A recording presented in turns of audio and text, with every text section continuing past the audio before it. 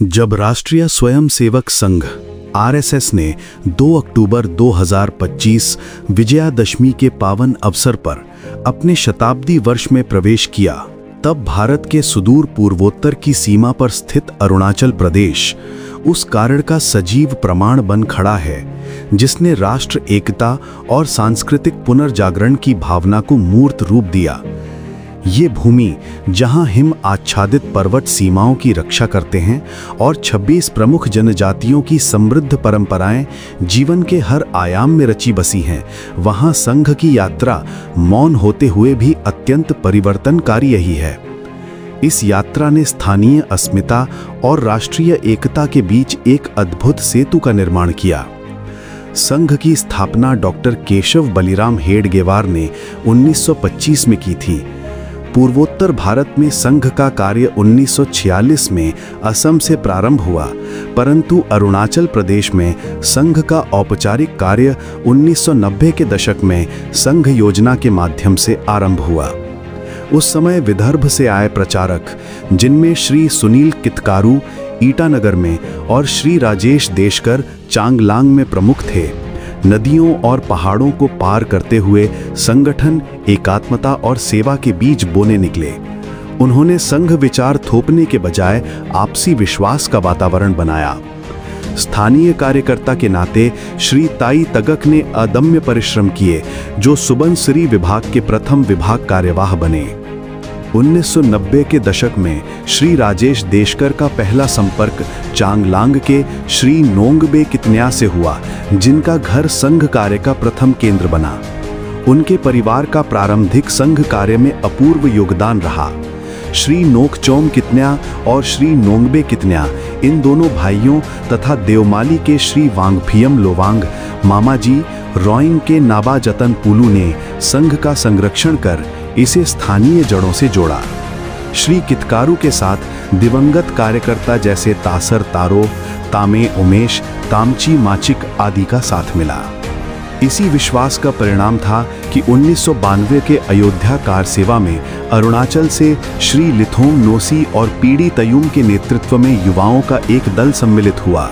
1994 में नाहरलगुन में हुए पहले पथ संचलन में संघ के तत्कालीन सर कार्यवाह श्री अचवी शेषाद्री ने स्वयं उपस्थिति दर्ज कराई। संघ ने बहुत पहले से एक भारत श्रेष्ठ भारत की भावना को मूर्त रूप दिया था।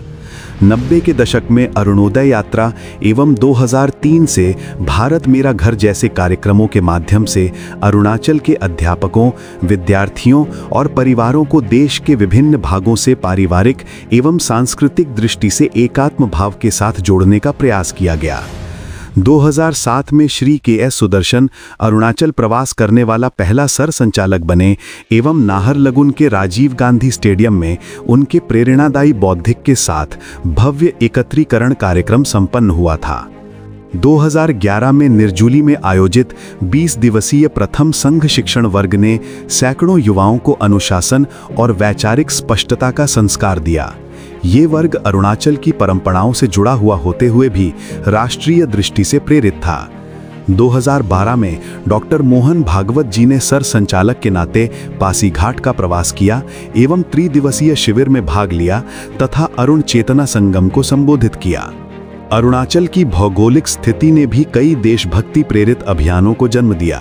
2012 में सरहद को प्रणाम कार्यक्रम के माध्यम से देश के विभिन्न राज्यों के युवक अरुणाचल की सीमावर्ती बस्तियों तक पहुंचे और अरुणाचल के युवक अन्य राज्यों की अंतर्राष्ट्रीय सीमाओं तक पहुंचे। ये कार्यक्रम न केवल सीमा के प्रहरी जवानों के जीवन का अनुभव देता था, बल्कि सीमांत भारत की आत्मा से जुड़ने का अवसर भी था। इसी भावना से प्रेरित होकर भारत तिब्बत सहयोग मंच ने 2012 से तवांग यात्रा का आयोजन आरंभ किया। ये यात्रा सैनिकों के बलिदान को नमन करने, चीन के अनुचित दावों का प्रतिकार करने, तिब्बत की स्वतंत्रता के प्रति एकजुटता प्रकट करने और भारत तिब्बत की साझा बौद्ध हिमालयी संस्कृति का उत्सव मनाने का माध्यम बनी। 2013 में ईटानगर के आईजी पार्क में आयोजित सरहद को स्वर्णांजलि कार्यक्रम ने 1962 के भारत चीन युद्ध की 50वीं वर्षगांठ को भावनाओं के चरम पर पहुंचा दिया। हजारों लोगों ने लता मंगेशकर का अमर गीत गाया और वीर शहीद जसवंत सिंह रावत की 92 वर्षीय माता लीला देवी सहित अनेक शहीद परिवारों को सम्मानित किया गया। 2016 में ईटानगर में हुए ऐतिहासिक अरुण चेतना सम्मेलन में सर संचालक डॉक्टर मोहन भागवत ने कहा, चीन कहता है कि वो अरुणाचल के बिना अधूरा है, पर अरुणाचल के लोग गर्व से कहते हैं हम भारत के हैं। संघ का दृष्टिकोण सदैव पारस्परिकता का रहा, थोपने का नहीं। 2016 में 2 दर्जन से अधिक इंडिजीनस फेथ लीडर्स के समक्ष डॉक्टर भागवत ने कहा था कि इंडिजीनस फेथ और परंपराएं ही सभी विकसित सभ्यताओं और संगठित उपासना पद्धतियों का मूल स्रोत हैं। इनका संरक्षण करना हर भारतीय का कर्तव्य है। 2021 में अयोध्या में श्री रामलला जी के भव्य मंदिर निर्माण के लिए पूरे अरुणाचल प्रदेश में व्यापक धन संग्रह अभियान चलाया गया था, जिसमें लोगों ने बढ़ चढ़कर भाग लिया था। वहीं 22 जनवरी 2024 में श्री राम मंदिर प्राण प्रतिष्ठा कार्यक्रम में यहां से अनेक भक्त सम्मिलित हुए थे।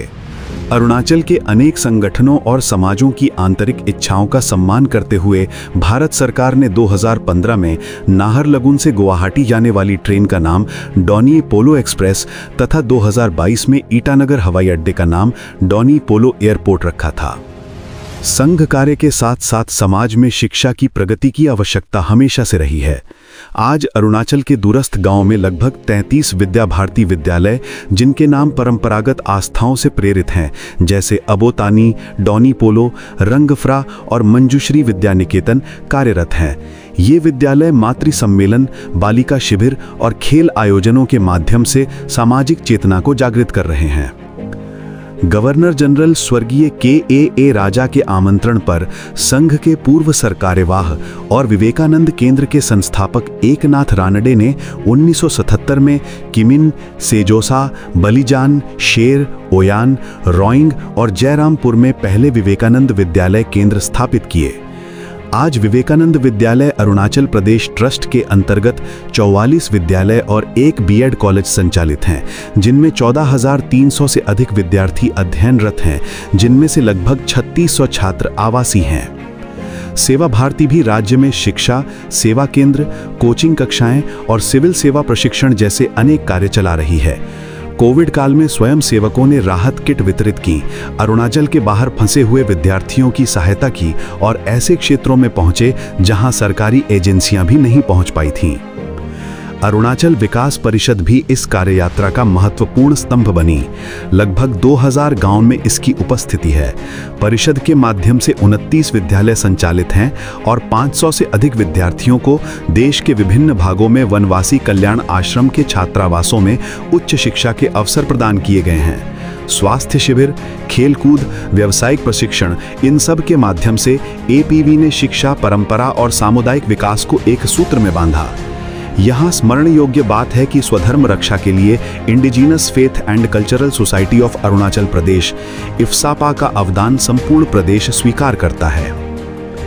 1962 के भारत चीन युद्ध के बाद अखिल भारतीय विद्यार्थी परिषद ने 1965 में सेल कार्यक्रम आरंभ किया, जो आज तक भी जारी हैं तथा जो राष्ट्रीय एकता का सशक्त माध्यम बना।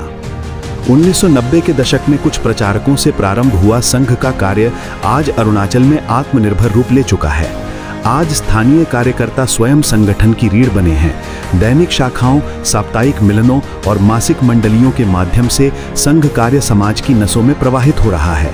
आज अरुणाचल में इंजीनियर कार्टून वाघे द्वारा प्रारंभ हुआ तथा स्थानीय सम्मानित एल्डर्स द्वारा संचालित गुरुकुल व्यवस्था बच्चों को उनकी परंपराओं की शिक्षा, रीति रिवाज, सामाजिक मूल्यों, अपनी पूजा पद्धति को संरक्षण करने के संकल्प एवं पश्चिम के प्रभाव से लुप्त होने के कगार पर स्थानीय आध्यात्मिक विश्वास को बचाने का प्रण सिखा रहा है। जहां संघ और उससे प्रेरित संस्थाएं आत्मनिर्भर और अपनी पहचान से जुड़ा भारत गढ़ने के स्वप्न में सहभागी हैं। राष्ट्रीय स्वयंसेवक संघ की इस यात्रा में अनेक नाम जो आज इस दुनिया में नहीं हैं, उनको आदर से स्मरण किए जाते हैं, जैसे स्वर्गीय ग्यामर बापू, रुतुम कामगो, पद्मनाभा आचार्य, गोल्गी बोटे तालोम रुकबो, लटसम खीमून, तासासो यून, तसरिंग ताशी, गोगोई लिंगी। ऐसे देव दुर्लभ कार्यकर्ता एवं हितकांक्षियों को अरुणाचल सदैव स्मरण करेगा। प्रचारक के नाते राजस्थान मूल से श्री राम प्रसाद माहेश्वरी, जो तेजपुर से अरुणाचल के साथ संपर्क स्थापित किए, विदर्भ से आए श्री दीपक बोरदे, जो 2001 से सेप्पा क्षेत्र से कार्यरत हैं, श्री शेखर केलकर, जिन्होंने आलोंग और तवांग में वर्षों तक कार्य किया, श्री संदीप कविश्वर, जिन्होंने दशकों तक संघ कार्य को आगे बढ़ाया, श्री राजेश राठौर, जिन्होंने सेवा भारती के माध्यम से सेवा कार्य को नई ऊंचाइयां दी, श्री चंद्रशेखर देशपांडे और श्री उत्तम इंगरे जैसे प्रचारकों ने पासी घाट और अन्य क्षेत्रों में संघ का बीजारोपण किया। 2012 में संघ रचना में अरुणाचल को स्वतंत्र प्रांत का दर्जा प्राप्त हुआ। इससे पहले यह उत्तर असम प्रांत का हिस्सा था। श्री तालिम मिजे पहले अरुणाचली कार्यकर्ता बने, जिन्हें उत्तर असम प्रांत का सह प्रांत कार्यवाह नियुक्त किया गया। श्री नीडो साक्तिर पहला प्रांत कार्यवाह तथा श्री प्रदीप जोशी अरुणाचल के प्रथम प्रांत प्रचारक बने। 2025 में सरसंघ चालक डॉक्टर मोहन भागवत की ईटानगर यात्रा संघ शताब्दी वर्ष तैयारी का प्रतीक बनी, जब उन्होंने 130 इंडिजिनस फेथ लीडर से भेंट की और 900 से अधिक संघ कार्यकर्ताओं के 3 दिवसीय शिविर को संबोधित किया। यह कार्यक्रम आरएसएस की गहरी जड़ों और सशक्त उपस्थिति का प्रमाण है। आज जब संघ अपने 100 वर्षों की गौरवशाली यात्रा पूर्ण कर रहा है, तब अरुणाचल प्रदेश ये दर्शाता है कि किस प्रकार राष्ट्रीय एकता स्थानीय अस्मिता को क्षीण किए बिना पुष्पित हो सकती है।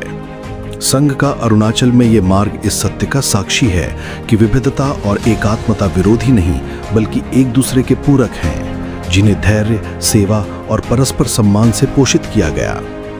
लैंड ऑफ राइजिंग सन की इस भूमि पर संघ का शताब्दी वर्ष मात्र एक उत्सव नहीं, बल्कि उस सतत यात्रा का महान प्रवाह है, जहां एक राष्ट्रीय संगठन ने स्थानीय समुदायों के साथ कदम से कदम मिलाकर संचलन की, परंपराओं का आदर करते हुए राष्ट्र की चेतना को सुदृढ़ किया और एक ऐसे भारत का स्वप्न प्रस्तुत किया जो आत्मा में एक, रूप में अनेक और भविष्य के लिए सदैव प्रेरणादायक है।